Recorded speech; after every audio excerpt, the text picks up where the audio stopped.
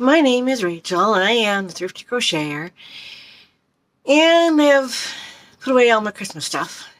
The wreath is kind of an exclusion because it's not going in the attic. I do not want anything to happen to it if I put it in the attic. 365 days of kindness. Today is January the 3rd. My brother came over earlier. He had 2 hanks of yarn and needed me to use my Swift and ball winder to put them up into cakes for him. And then we chit-chatted for a while. So that's why this is coming out a little bit later than usual. January 3rd. Bird traps. If a bird sees a trap being set, it knows to stay away. Proverbs 1:17. I have something to say about this. Several years ago, I went walking on this trail, one of the trails we have here in town. And I had my phone with me to take pictures. And there was this bird, and I'm not kidding you. This one of those red-winged blackbirds, and I swear it followed me. And if I go somewhere, it would go a little bit farther than me, and it was calling like it was letting everybody know that there's a human coming around. I don't know what it thought I was doing. I don't know if it thought I was hunting. I mean, all I was doing was taking pictures of nature. But this bird was like freaking out and was following me and was letting everybody know, hey, there's a human coming through here. It was just the strangest thing. Anyway, whether you are young or old, you have probably wandered into a few proverbial traps. You heard some fascinating gossip and moved in closer to the circle and then added to the conversation. Or, you know what? I kind of did that in my last job. A couple of my coworkers called me Rabbit because they always told me to put my ears down because they thought I was listening or paying attention to what they were saying. Sometimes I was, and sometimes I wasn't, but they thought I was. So they would say, Rabbit, put your ears down.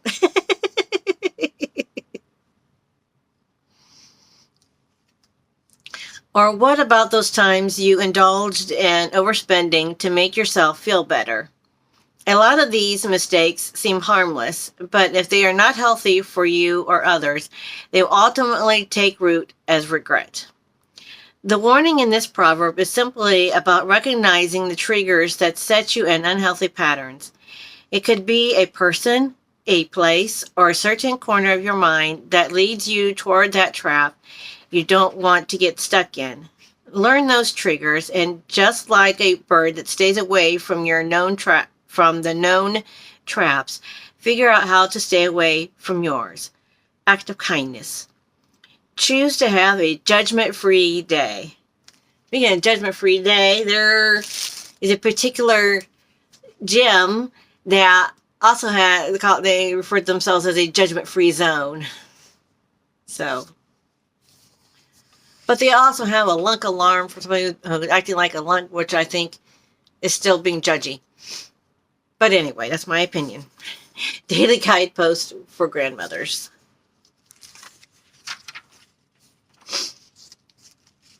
January the 3rd. The priest made repairs to the wall, each in front of his own house. Nehemiah 3:28. One of Grandma's evening rituals was sweeping. She'd begin in the kitchen, careful to capture every crumb, and end on the front porch, sweeping our welcome mat with vigor. Once I asked her why she swept the porch every day, even when it didn't need it. She leaned on the handle of her broom and winked at me, as though we were sharing a secret. If everyone would sweep in front of his own door, the whole world would be clean. I was much older when I realized Grandma wasn't talking about stray leaves and tracked in sand. And now I remember her simple adage when I'm tempted to repeat what I heard about that single lady on the next block, or when I complained about the neighbor's dandelions. I recall it when I began a rampage on, quote, other people's, quote, kids, or when I want to blame my mistakes on someone else. That's when I check for crumbs at my front door. and taking my broom, I get back to the full-time job of keeping my own porch clean. Forgive me, Father, for the times I've meddled in other people's lives. With your help, I'll tend to my own affairs. Mary Lou Carney. You know, in a way, that one kind of went with the last one. And that's really cool. We do need to pay attention to our own selves and not get so much into other people's business unless they ask us to. I mean, when it's family, that's one thing. Friends, but when it comes to everybody else in the neighborhood, I know I get caught up. I get frustrated with people, and like more frustrated than people do. But yeah. Okay, the illustrated words of Jesus for women. January 3, a critical spirit. The sad thing is that a person who has a critical spirit can't see. Oh, I forgot to read the verse. Why do you look at the speck of sawdust in your brother's eye and pay no attention to the plank in your own eye? Matthew 7:3.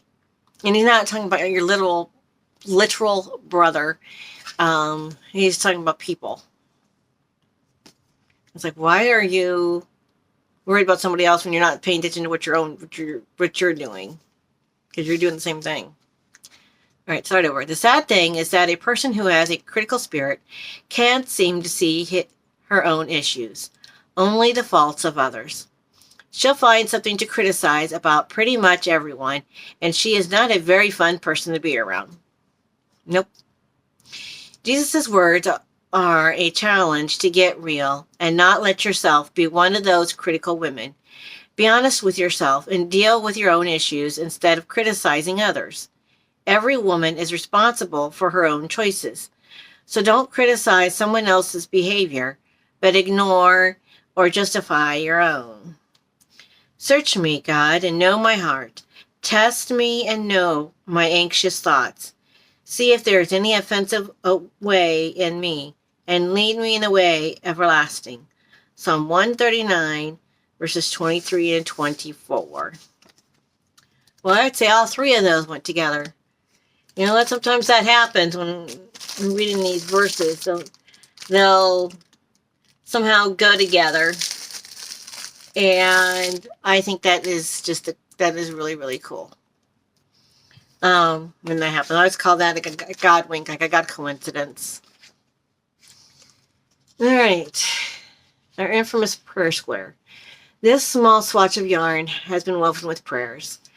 As you hold this swatch in your hand, may you feel God's strength, love, and peace flow and know that He holds you in His hands. May God bless and comfort you in your time of need and give you peace. Amen. Love y'all. Bye.